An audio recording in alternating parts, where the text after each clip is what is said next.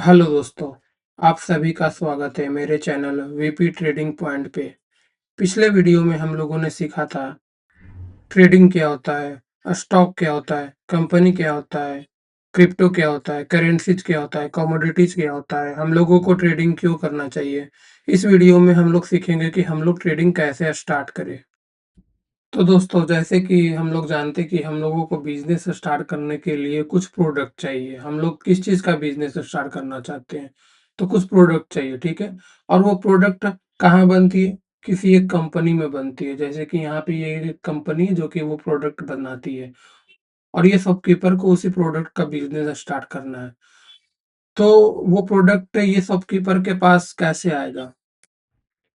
Shopkeeper तो direct company के पास order दे नहीं सकती है, क्योंकि ये छोटा-मोटा शॉपकीपर है और ये एक बहुत बड़ा कंपनी है, ठीक है?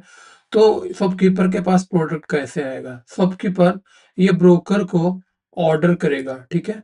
कि हमें ये आइटम चाहिए, ठीक है? ब्रोकर कंपनी को बोलेगा कि हमें वो आइटम दो।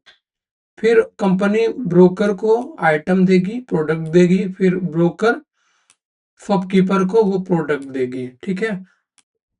शॉपकीपर ने कुछ प्रोडक्ट डिमांड किया ब्रोकर से, तो ब्रोकर बदले में कुछ पैसा डिमांड करेगा। मान लो ब्रोकर ने 100 रुपीज शॉपकीपर से डिमांड किया, ठीक है। और वो प्रोडक्ट लेने के लिए कंपनी के पास चला गया। कंपनी ने ब्रोकर से कहा कि मैं 90 रुपीज में आपको वो प्रोडक्ट दूंगा। तो यहाँ पे दोस्तों ब्रोकर के पास 10 रुपीज का प्रॉफिट हो गया, क्योंकि 90 रुपीज वो कंपनी से प्रोडक्ट उठाया और शॉपकीपर को 100 रुपीज में बेच दिया। तो ब्रोकर को 10 रुपए का फायदा हो गया।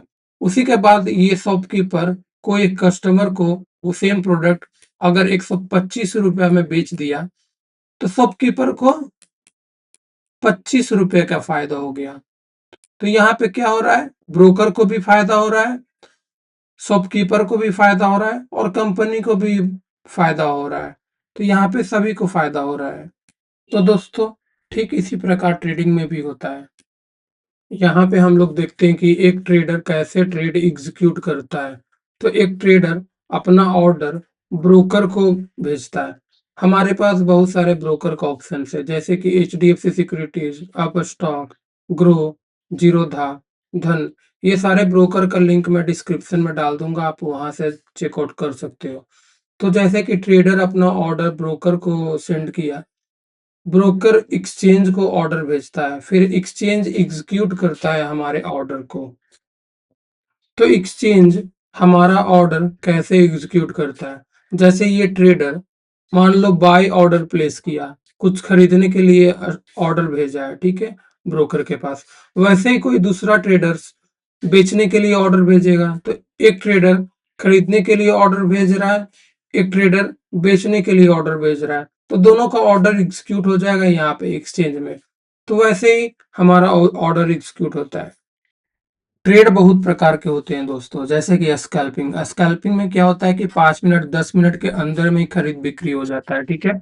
उसके बाद आता है इंट्राडे। इंट्राडे में क्या होता है कि 1 घंटा 2 घंटा मतलब सेम डे में ही खरीद बिक्री हो जाता है। फिर शॉर्ट टर्म होता है। शॉर्ट टर्म में क्या होता है कि 1 दिन 2 दिन 5 दिन 10 दिन, मतलब अगर आज ट्रेड एग्जीक्यूट हुआ, मतलब बाय ऑर्डर एग्जीक्यूट हुआ, तो सेल ऑर्डर 1 हफ्ता 1 दिन 1 महीना बाद एग्जीक्यूट होता है।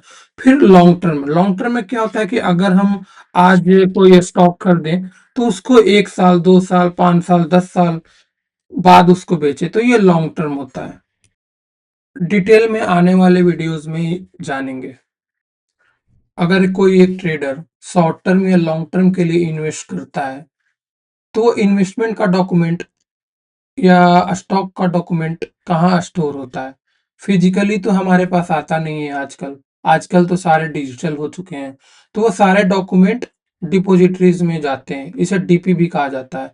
हमारे पास दो डीपी है, एनएसडीएल और सीडीएसएल, ठीक है। तो वो सारे डॉक्यूमेंट्स यहीं स्टोर होते हैं, ठीक है। अब स्टोर तो हो गया। अब आता है कि हमारे ट्रेड को कौन रेगुलेट करता है? तो दोस्तों, हमारे ट्रेड को रेगुलेट सेबी करता है, securities and exchange board of India. अगर ये ना रहे तो कौन रेगुलेट करेगा? तो ये एक गवर्नमेंट बॉडी है जो हमारे ट्रेड को रेगुलेट करता है। तो दोस्तों हम लोगों ने यहाँ देखा कि हमारा ट्रेड कैसे एग्जीक्यूट होता है, हमारा ऑर्डर कहाँ जाता है, फिर कहाँ जाके एग्जीक्यूट होता है और एग्जीक्यूट होने के बाद हमारा डॉक्यूमेंट कहाँ स्टोर होता है और पूरे ट्रेड को कौन रेगुलेट करता है। अब यहाँ पे मेन टॉपिक है कि एक ट्रेडर अपना ऑर्डर ब्रोकर को कैसे सेंड करे। उसके लिए हमें एक डीमैट अकाउंट चाहिए। हमें एक डीमैट अकाउंट चाहिए ताकि हम अपना ऑर्डर ब्रोकर को भेज सकें।